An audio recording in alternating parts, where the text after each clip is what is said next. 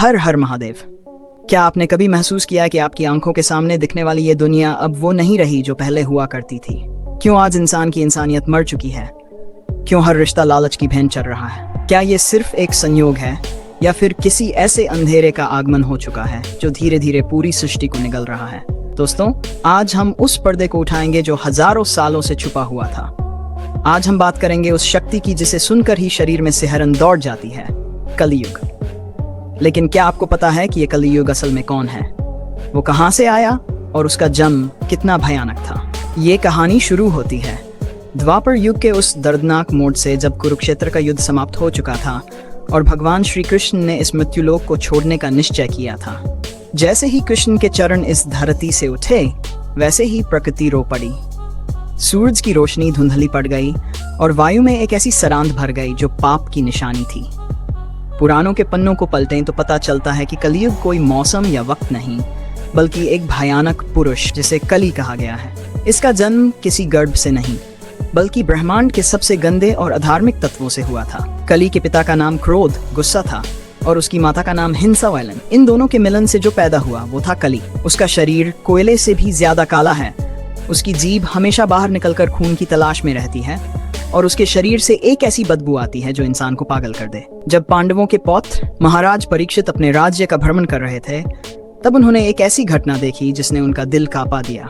उन्होंने देखा कि एक बेहद काला और डरावना आदमी एक श्वेत बैल को अपने पैरों से कुचल रहा है और एक गाय को डंडे से पीट रहा है। वो बैल कोई और नहीं, बल्कि धर्म का स्वरूप था। धर्म के 4 पैर होते हैं: सत्य, तप, पवित्रता और दान। द्वापर तक आते आते उसके 3 पैर टूट चुके थे और वह सिर्फ सत्य के एक पैर पर खड़ा करा रहा था।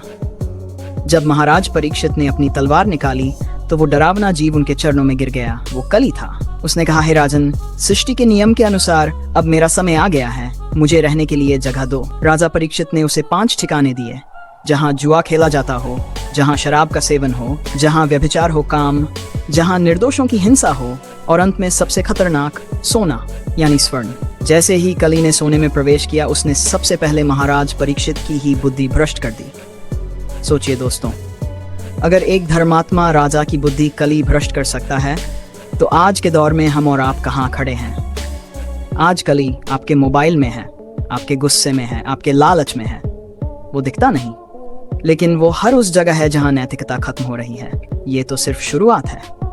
पुराणों में लिखा है कि जब कलियुग अपने चरम पर होगा तो इंसान की उम्र सिर्फ 5 साल रह जाएगी। लोग एक दूसरे का मांस खाने लगेंगे और धर्म पूरी तरह विलुप्त हो जाएगा। लेकिन घबराएं मत, क्योंकि जब पाप का घड़ा लबालब भर जाएगा, तब शंभल ग्राम से एक तेज चमकेगा और भगवान कल्कि का अवतार होगा, जो इस कली का सिर कलम करके फिर से सतयुग की स्थापना करेंगे। तो क्या आप उस प्रलय के लिए तैयार हैं? क्या आपने अपने आसपास कली को महसूस किया है?